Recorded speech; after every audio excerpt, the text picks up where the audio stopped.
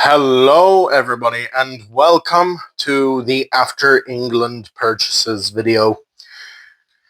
So I did not say anything about this in the last video, unfortunately, but now that we are in the present day, it's about time I told you that I did purchase some things after I went to England. And here's the first of these items, the Talking Thomas.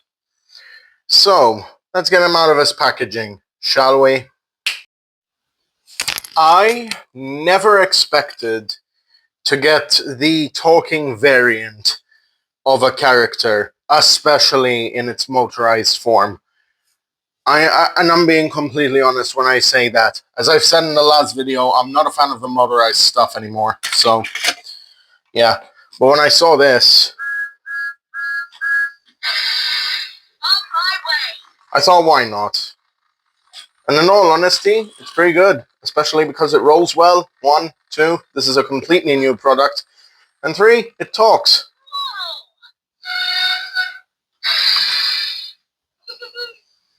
Alright. I know you can't hear it because of the microphone, I think, so allow me to get you in on a closer look at this. So,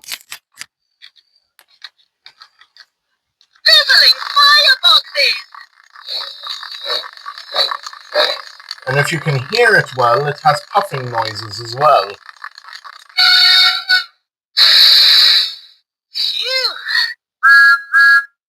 No time for delay. Number 1 blue engine. Right on time. So that's Thomas. And he has original audio by Jon Hassler. That's incredible. Now, I don't have any of the other talking characters, so I can't really have Thomas interacting with, like, the All Engines Go Percy, or the previous original Percy, or even the previous original James for that matter. But he does recognize other characters that talk and even mentions their names. So, for example, if you were to have Thomas talking with, say, Kana, Bruno, or any other character that was introduced in All Engines Go, or even characters that have talking models from All Engines Go exclusively, then Thomas will recognize them and acknowledge their existence. Trust me, I saw a video where he was interacting with the talking Bruno on Twitter, and I freaked out when that happened because that is a dream come true. The original series acknowledging the reboot's existence. As for Annie and Clarabelle, whoa, okay. I cannot tell if it's a significant upgrade or downgrade between these two. But they do have roofs that open up to show the passenger compartments and such. But the one thing I don't like about Clarabelle is that hers is the same as Annie's when she is supposed to store passengers, luggage, and a guard. And they did it well with the take and play model, the take along model. Trust me, they did do that. I am not joking. I've taken apart the take along Clarabelle before, and they got that detail right. But as for this toy, it did not get that detail right. Thomas just has the same face as his regular motorized counterpart. His whistle isn't molded like his original counterpart. Instead, it's a sticker alongside the windows. But it's a pretty good model overall, I'm not gonna lie. I think it's a tad taller than the original, but okay. Anyway, with all that being said and done, that's it for Thomas. Moving on to the next engine. This is my first piece of Flying Scotsman merchandise from the Thomas franchise. And no, I am not counting the Big Jigs one that I have. Okay? This is my first official Thomas and Friends piece of Scotsman merchandise. Let's get him out of that packaging. Here he is, brother to Gordon, and he looks so much better than his brother. And I do mean it when I say that. Scotsman is, as a matter of fact, better than Gordon in terms of his Trackmaster design. Well, this design anyway. His front running plate is extended, which is something that is clearly missing on the 2025 Gordon model. He has the cylinder T-tailings, just like Gordon. And overall, he looks pretty great. Same with the face. The buffers, well, alright, since he's not like his brother exactly, he is supposed to have those circular buffers. He also has the new side rods, which don't really connect with the valve gear, but it's fine. It's fine.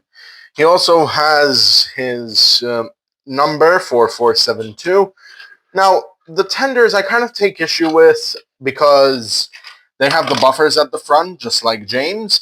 But thankfully, these don't have removable coal loads. And I love these all the more for it. I will want to replace Scotsman's long coupling back here, either with a smaller coupling, or replace it, or just have it connect to Scotsman's tender. We'll just have to wait and see. Still pretty good overall. And by the way, if you're wondering why Scotsman has two tenders, one is to store loads and loads of water because, well, there are not that many water towers on the main line in England. And not to mention that this is his coal tender. So, yeah. Now you know why Scotsman has two tenders. Here is one of the controversial characters of the Thomas franchise, Nia. Reason why she's controversial? Just because of the fact that it's not because of the fact that she's an African edition. I don't mind that. But it's because of the fact that she quote unquote replaced Edward. And in all honesty, I really, really don't mind because, well, corporations gotta do what corporations gotta do. It's awful, but not much we can do about it. As for Nia, just pretty good overall. I honestly don't mind this model at all. I do not have her original Trackmaster model, as the Adventures model, and even more so the My Busy Books version of Nia, were the only pieces of Nia merchandise that I've had, aside from the All Engines Go push-alongs and even the original Trackmaster push-alongs. But she looks pretty good overall. For my first motorized Nia, I'm glad it's this one, because it looks accurate. It looks fine. The truck, again, in all honesty, I'm not too keen on this truck. With Thomas and Percy, it made sense because the colors were sensible. But as for Nia's, hers is...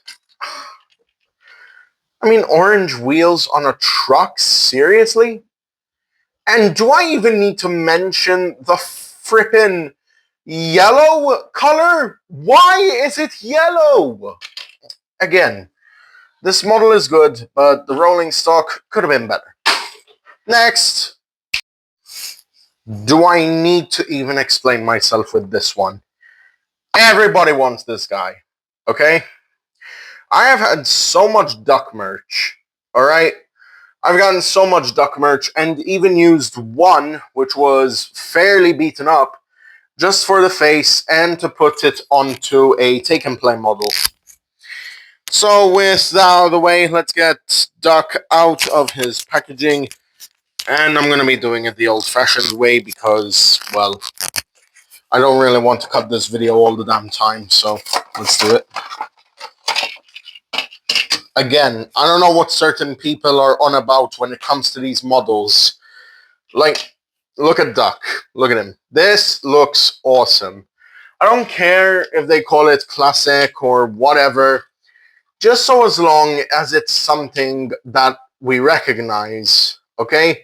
If it's something that's iconic to us, we'll recognize it. If it's something that's supposed to be iconic towards children, I'm not sure where you're going with that. But still, again, The truck, sensible color, sensible wheels, all around pretty good. Unlike what they did with Nia, which is unfortunate. They could have just done the yellow and done gray wheels. That way it wouldn't have been excessive. Anyway, as for Duck, he looks pretty amazing. Although I did see someone take him apart on Twitter. Very easily, might I add. Strange, though. He also has this color which has been around on his All Engines Go and even his Minis model for years now. And I'm wondering what is with this shade of green. I don't know, and I'll probably never find out. His buffers aren't molded at the front, which is a bit of a step down, but I don't mind. So, yeah, overall, Duck, and even more so, Nia. Where did I put Nia? Oh yeah, there she is. So, Duck and Nia, overall, are pretty good models. Same with Scotsman, because, in all honesty, I've been waiting to get these three models ever since I went to the UK. Let's move on to the last item, and I didn't even get it with these guys. No. I got it from a completely different thing entirely. Okay, so before I go any further, I'm going to say something. Mattel, more of this and less of this.